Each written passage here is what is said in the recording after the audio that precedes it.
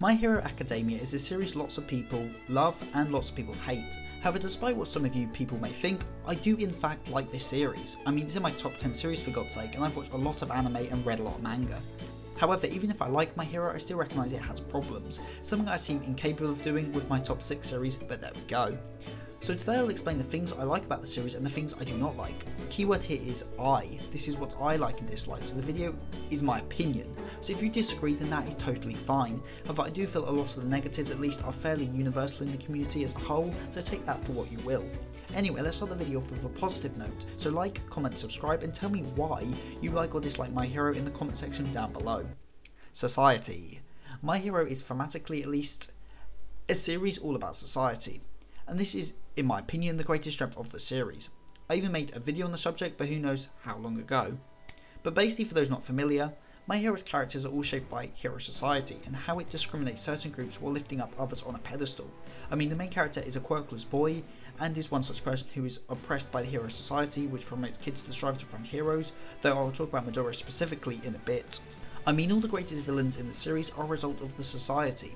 Stain sees the flaws in hero society, Shigaraki was shunned from society and was never offered a hand by the so-called heroes, Gentle is a man forced into villainy to get the spotlight he desires, and Labrava and Toga try to kill themselves and turn to villainy respectively as a result of their quirks. Labrava never received proper counselling and was ostracised due to the nature of her quirk, and Toga, due to her quirk, was drawn to blood, some of the society shunned, even though it was a result of her quirk, the thing this society praised so much. And then of course there's Shinzo, who was deemed unworthy of becoming a hero by society due to the fact his quirks seemed like the kind a villain would use. Those blessed with strong or showy quirks would become heroes, like society said they should, and live happy lives, while those with boring or in some cases harmful quirks were forced to live unable to achieve their greatness that they were told to achieve as children. So it's no surprise many turned to crime instead. So yeah, that's a positive and my favourite part of My Hero Academia, as we live in a society. So now time for a negative. Midoriya is a bland protagonist. Considering the premise of the series and Midoriya's quirkless birth, one would assume he would grow to be the #1 hero through hard work, or alternatively he would be born with a bad quirk and learn to succeed regardless, a bit like Mirio. However, Midoriya is handed the strongest quirk with relatively little effort. Yes, I know he trained loads before, but even so he got one for at the end of the day, arguably one of the strongest quirks in the series. And quick note, check out fellow AniTuber Gracie VV, she did a great video on why Midoriya is a boring character the other week and it is well worth a watch, so go show her some love, she really deserves it. But anyway, shoutouts aside, Midoriya is still a rather good protagonist up until the end of season 2, as damn is his fight against Todoroki fire. But after that he is constantly a rather lackluster main boy, especially when in season 4 we meet best boy Mirio, and of course Midoriya does have highlights in seasons 3 and 4, his fight against Bakugo is amazing and his relationship with Eri is something I much enjoy, if only to show how heroes in this world need to do more than physically save people, though this is something I go into much greater detail on my video on why the school festival arc is great, which you should watch up top as it's one of the videos I'm most proud of. Self-promoting aside, Midoriya and Shigaraki are not good foils, to each other at least. And yes, I know they are both the apprentices of All Might and All For One, but apart from that there ain't much there, and Shigaraki is way too good a villain to be the big bad for Midoriya, so sorry Deku fans, I don't think your boy is very good past season 2, though he is still miles above Boruto. Next positive is Endeavor, the second best character in the show behind Jiro, though don't worry long term fans of mine, I will not talk about Jiro in this video, as I've already dedicated enough videos to talking about why she is so great. So yeah, Endeavor, he is the GOAT. The man really needs a whole video of his own, in which case I recommend Ocean's video on the topic, but for now I'll keep it short. What Endeavor did to his kids was horrible, and unlike what many people think, he is not forgiven for these actions in the story. His kids obviously still resent him for it, but Endeavor has tried to push past that regardless and made actions to try and reconcile.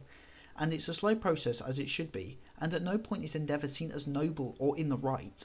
And I know it's a touchy subject for those readers and watchers who have experienced similar things themselves, so I have no issue with people not liking Endeavor and his arc. However, for me, based purely on narrative and storytelling perspective, Endeavor's arc is amazing, and having characters change and develop in such a way really makes them feel real, and that is my favourite part of fiction, making me believe a character is real and allowing me to relate to them and understand how they are feeling. So yeah, I love Endeavor's arc and think he is a splendid fictional character. Next up is a negative, though for this point, it will not be me, but my housemate, Yoshikage Kira Oni-chan. So take it away, Yoshikage Kira Oni-chan. Tell the Seth fanbase your hot takes and why you hate My Hero Academia. God, this is going to go badly. I'm not saying My Hero's bad, but it's just not good, okay? So if you think about it, they have these quirks, right? And it's this one power system. And Deku, this whiny little bitch, he's just sad because he's sad. That's his character. That's his main character trait. I'm sad. He's got some hair fetish or something. So he eats All Might's hair, and he's like, oh, I'm still sad, but now I've got like the strongest quirk. And it's just grow up or something. It's like, you've got the strongest power. Maybe like think responsibly and think, I can help all these people instead of crying about because you can't help these people. Train a bit and you can help these people. It's like, how did he take 3 seasons to figure out he could kick people? He's like, I have these strange attachments on my body called legs, and I've never once used them before. Kicking is like a good chunk of all fighting is just kicking people. There's like entire martial arts based around, should I kick this person? And the answer is yes. And then all of the other people in his class, it's like engine legs. It's like, what? Just what? Like, at what point does the creator of a manga think, put some engine legs in some boy and he's gonna be, his family's gonna be okay heroes because they've got engines in them? Like, you just make them like fast. Just get rid of the engine part and make him fast, because it just doesn't make sense. It's like everyone says Stain's a good villain. He's just like, I'm angry because the heroes aren't doing what they should be doing. It's like, that's relative though, isn't it? It's like these heroes are helping save people, and he's getting all butthurt. They're not doing it correctly in his viewpoint. It's just I don't understand. I don't like the fans of the show. They like bright colours. The only draw of My Hero is they like bright colours. If you want to watch a good anime about someone developing his strength to reach a goal, watch Baki. He's like, he wants to defeat his dad, similar to Deku of, I want to be the #1 hero, but at least Baki goes around it in a good way. There's moral dilemmas which actually make sense instead of, oh, I'm sad. It's, oh, is animal cruelty, should I beat up an animal? It's like, no, you probably shouldn't. And then it's just he develops as a person. He gets through his trauma instead, and he doesn't just cry all the time. Cries a bit, not all the time. And it's just, Deku just needs to chill out a bit. He needs to remember that legs are a thing, and the show just needs to get better. And if you want a good, just watch Baki or something. If you want a good show, and just don't watch it. So to keep the mood from completely falling into depression, let's get back on track with a positive. Side characters. This series has tons of them, and although many are not well developed and are severely underused, even though they're in the same class as our protagonist, a good portion of them are characterised enough to make them both memorable and enjoyable. Most of Class 1A are enjoyable enough, and although it did take a while, I think by the current point in the anime, most viewers could give a decent description of each of 1A, minus these two. And this is mostly down to not only Horikoshi's excellent character design, but also the way he adds characterization into the manga's dialogue. It is quite common to have more minor members of the cast talking in 1 or 2 panels in what seems like background information, but all this is essential in getting the reader to know the personalities of each character. And although Horikoshi sure did take a risk starting his manga with a cast of 20 students, many teachers and also some pro heroes, it really has paid off in the long run.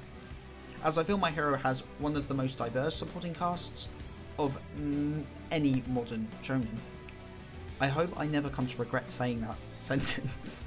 Anyway, now back to negative time, because who doesn't love the act of pissing people off?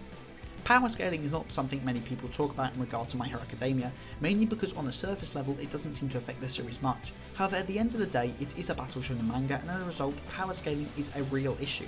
I mean, think about it this way. Unlike other series like Hunter, One Piece or Naruto, where both special abilities and physical abilities are used in a fight, in My Hero it is all down to the former.